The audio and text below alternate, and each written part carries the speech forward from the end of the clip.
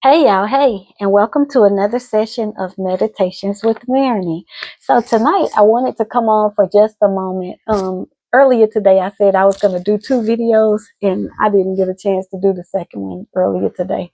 And I have a meeting coming up tonight, but I wanted to jump on and do this quick video for two reasons. One, because it's something I kind of wanted to talk about earlier today, but then I heard one of my fellow YouTubers talking about a video. He did a video that was talking about kind of like, are you ready to be a wife? And then Bishop Blake, I listened to Bishop Blake out of New Orleans, I think it is. And he's married to a lady named Lisa. But I love his content, because he's talking like from a father's perspective, and from a Christian perspective. And he was talking about dating versus courting. And if you guys follow my channel, you will know that I have a video that I did maybe a few weeks ago, and it was talking about the difference between dating and courting. But I've also done another video where I talked about when a man wants to court you, like what that looks like when he wants to take you off of the market, so to speak. And the thing is, both videos were so good. Like, it was so exciting because it was material that I was already thinking about. And then when I listened to them give it from a man's perspective, I just felt like I wanted to jump in and make sure I gave that tonight. So I don't want the video to be long. Y'all know I say that all the time, but they're going to still end up being about 18, 20 minutes. And again, my videos are for people that's really trying to learn, develop, grow, and really want to move into a place of, knowledge, from a perspective of becoming a wife, and or husbands that really want to be good husbands. So this one, I want to title it. Well, first of all, if you enjoy my videos, I want you to go ahead and click like. I want you to share it with a friend, and I would love for you to subscribe and jump in the comments. But I want to name this one "Marriage is Ministry." And y'all know I normally don't take notes, but I jotted down a few notes because I wanted to make sure I hit certain points. And when I was thinking, kind of just thinking to myself about marriage, wifeship, I talk about that quite often. And I wrote down wifeship and husbandship is a duty of honor and servantship. It's a duty and it's an honor of servantship. If you don't want to serve, you don't want to get married. So I want you to really think about from a perspective of being a wife. If you're saying that you want to be a wife, it's not about the things that I see online where somebody's getting a ring and they're getting engaged and they got these big engagement parties and the big marry me signs and all of that. It's not about that. It's about servanthood. And one of the things that I thought about was, when you are with your person, you want to serve them. You want to honor them. You want to make sure that the things that they desire and they want are met. And so for the most part, you look at that and you desire to serve them. And this is for the men and the women. I'm just speaking mainly from a female perspective. Then I wrote down a bullet point. Marriage is a selfless act. Selfless, not selfish. It's a selfless act of partnership. Typically, a true husband and or wife desires to please their mate. And at our age, for my channel being for 45 to 65, most of us, we're not looking to take anything. Now, there are some people that still have that mindset of just gimme, gimme, gimme. I want for me, me, me. But I think the things that make marriage and what I find to be a portion of being with my mate fun is the servanthood. It's the look on his face when he comes in and he sees that I've made his favorite dinner, or it's the look on his face when he sees that I've packed his lunch or I pre-prepped so that while he's working that he wouldn't have to worry about those things, or instead of snacking on potato chips, he could reach over and get some fruit or perhaps his favorite dry vegetable. Like, it's the little things. You guys heard me talk about Ella May has a song called The Little Things. And I love that song because she's talking about all the little things that she does. So marriage is a selfless act. if you're not willing to not look at yourself, it's not going to be a good fit for you, because it's so much accommodating that goes along with that. In this online dating process, and I've met a few guys and they've been divorced, 20 years. And immediately I tell them, we're not going to be a good fit.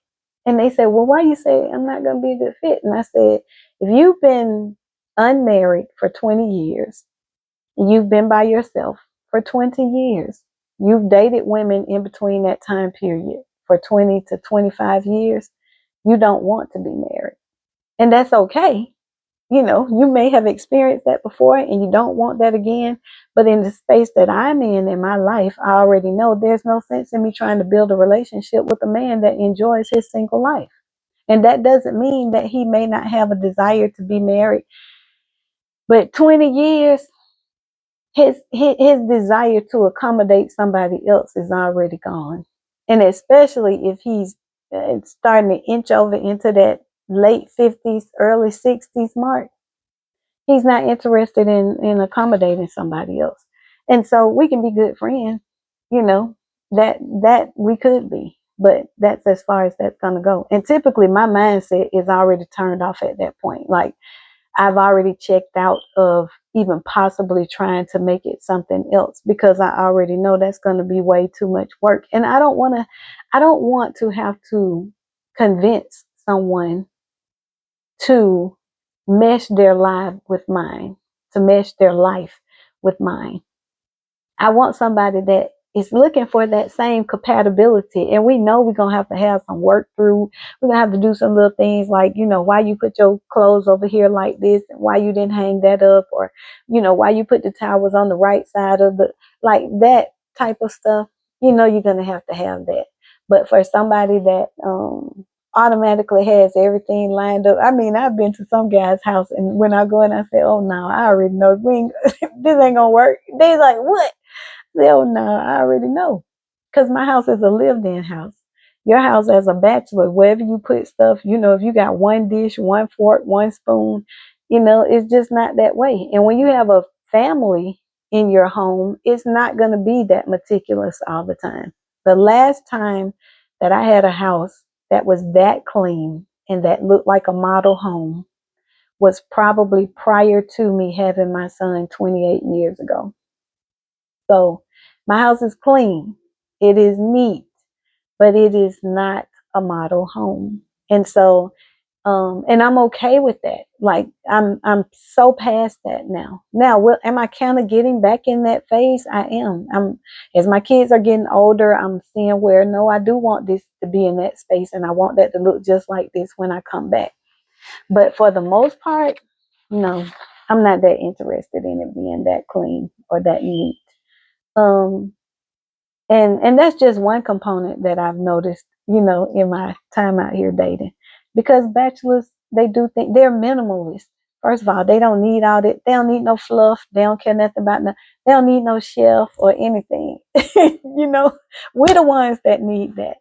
But in the end, if I feel like it would make him uncomfortable, and that's a conversation that I will have, and I've had that with guys that I felt like could possibly have a long-term relationship with me. And then I give them time to process that, because having been a bachelor, if he really does desire a wife or someone in his space, he might need a little bit of time just to say, okay, how does this feel for her to leave the dish right here, or for her to not put it back in the spot that I normally would put it in. She put it in this cabinet and I normally put it in this cabinet, those types of adjustments.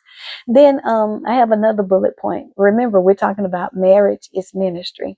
Understand your desire to serve in a position of partnership more than a position of personal privilege. I'm going to say that again. Marriage is ministry, and it's when you understand, you're ready for marriage, when you understand that your desire to serve in a position of partnership is more than your desire to serve in a position of personal privilege. What does that mean? That means that a lot of times your personal privilege or your personal desire that you might can accomplish as a single woman or as a single man, you might not be able to do that as a married person. You'll be able to mesh some of those things together, but you'll have to understand. See, my desire for partnership is stronger than my desire for my dishes to be in a certain cabinet. My desire for partnership is stronger than my desire for me to always have the towels folded a certain way. If it means that I have to make that adjustment, that's what I'm willing to do for the partner that's right for me. And that's the key. The part that we have to look at is I saw a video yesterday where the guy was like crying. It was one of the content builders that I listened to, and he was doing a review of another video. And the guy was crying and he was saying, I lost the best thing that ever happened to me. And he said, the hardest part about this, the dude was crying and he said, the hardest part is that she'll find somebody else that will do what I wouldn't do or what I couldn't do. And one of the things that the content builder was saying is, for a man, it's something to be able to look yourself in the face and say, this man is able to accomplish what I'm not able to. Well, sometimes I think that the reason that people are able to accomplish that with somebody else is because they were with the wrong person in the first place. When you're with your person, you desire to do for them. So there are some things that we do out of a duty, and there are other things that we do like we do it because we know it's going to make them smile. We do it because we know it's going to make them laugh. We do it because we know that's going to bring a giggle to their heart. And so those are the types of things that help you to get past the challenges when they come. It helps you to overcome those things. Okay, the next thing I want to talk about is, remember, we're talking about marriage is ministry. I believe that my partner or husband and I will honor each other and appreciate the love that we have for each other more than we will be selfish about our own needs, wants, and desires. And I think when I was thinking about that, in this dating process, one of the things that I feel you have to do is you have to be authentically yourself. So what I've done is, in the dating process, if I visit with the guy at his home, right, I will do what I would normally do as a wife. And when I say I'll do, if I normally fix his plate or if I normally would make his favorite meal or something like that, like there have been times that because of his schedule or something, we had to adjust. Instead of going out to dinner, we might have had to cook in. Or instead of going out to breakfast, I might have had to get invited over because the timeline was not going to allow for us to be able to go out. And, just the simple things, how you cut up their food. How do you prepare their food? Like, do you just throw it on a plate and give it to them? Or do you make sure that it's presented in a way that, like, this is what we normally would do? This is not abnormal, but this is the norm. And so it's just little things like that if he already has a house and you make a visit to the house and you see that everything is clean, but maybe he didn't get the vacuum floor. And, if he has to go to work and then come back, did you just leave the floor the way that it was, or did you do something to try to make it better for him when he got back? What things did you put in place, or what parameters did you put in place for him that made life easier for him so then he can make it easier for you? And that's the part that I think most people are missing in today's dating process. People are not looking at what they can do for the other person. And I'm even feeling that, like in the men that I'm meeting, I can tell just as good when they're trying to put me in a position to make me prove something, and I'll say to them, I'm just not that woman. Like, so a couple of them, they might drop off, and then next thing you know, they'll send me a ping and they'll say, well, you just dumped me. I didn't dump you, but I'm not getting ready to run after you. At the end of the day, we can show each other a mutual respect, and we can show each other a mutual interest. And I will extend myself to present to you that I am interested, but I'm not going overboard. If you're not interested in me and you're playing this game that the world is playing, then I'm not in that game. And I'm not interested in participating in any with anyone that is doing that. And then the last thing I wanted to talk about is when I said, understanding that your desire to serve in the position of partnership is more than the position of personal privilege. I often think about the team, the Miami Heat, when LeBron James went to that team.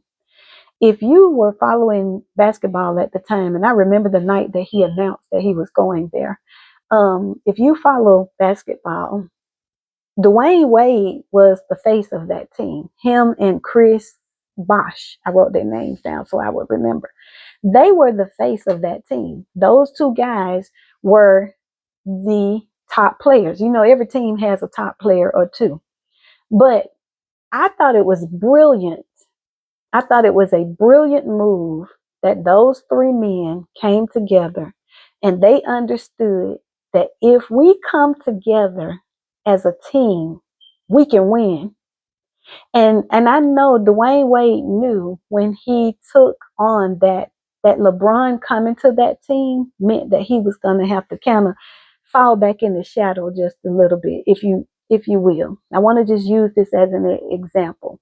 He understood that he would fall back in the shadow, but he understood the wisdom of a man who understood that if that marriage came together, and when I say marriage, I'm using that loosely, but if that marriage between the three of them came together, that they would have a powerhouse team. And they proved to us that it was so. I remember the night that LeBron made the announcement. He said, when he was talking to them, he said, I'm not coming so we can win not one, not two, not three, not four. Like he went down the line. And that team did exactly that. Those guys came together for a common purpose. They knew that if they came together and they brought their forces, each one of them brought their talent to the table, that they would win. And that is an example to me of how I see marriage, how I see relationship, how I see everything that I feel is a great denominator for all of those who desire to be married. If we can look at the bigger picture and we can see that if we come together as a team, the team can win the championship. And when you look at it from that perspective and you don't just look at it from me being the superstar or me being the main player of this team, LeBron understood. And I feel like he did a great dance with making sure that those two players still understood that they were valuable to that team. But they all understood that having his strength to come to that team was going to take them to another level. And when marriages can understand, when relationships can understand, when men and women can understand that if we come together like that, then we can win a championship. And we can do it not 1 year, not 2 years, not 3 years, not 4 years, but we can do it for 20 years. We can do it for 30 years. And I believe that God is going to give us just that. So for those of you that still desire to, you know, experience love and have that relationship with someone and that mate, just remember that sometimes you might have to take a back seat to the team, but the team is going to win. And if you can take that back seat and do it gracefully, do it with pride. Like when they came together, I remember that night that the three of them came and they were like talking about what they were getting ready to do. They knew it, they felt it, and they knew the work that they were willing to put in order to make it happen. And they did just that. So with that being said, I want you to remember that marriage is ministry. And in order to have a marriage that represents ministry, it is a selfless act. It is an act that you give up of yourself and you move into a place where the partnership is more important to you than the personal privilege. So with that being said, I want to tell you guys, thank you so much for joining Meditations with Marigny. As always, I hope that you have enjoyed this content. If you have, please click like, share it with a friend, subscribe, and jump in the comments. Give me some feedback. Tell me what your thoughts are. What are some of the things that you use in your marriage or in your relationship or in your dating process to help you to prepare for the partnership that you're expecting and the partnership that you desire? So I look forward to hearing your comments. You can also email me at the email that is in my it's in the description, but it's meditationswithmarigny@gmail.com. All right. Have a great night. Bye.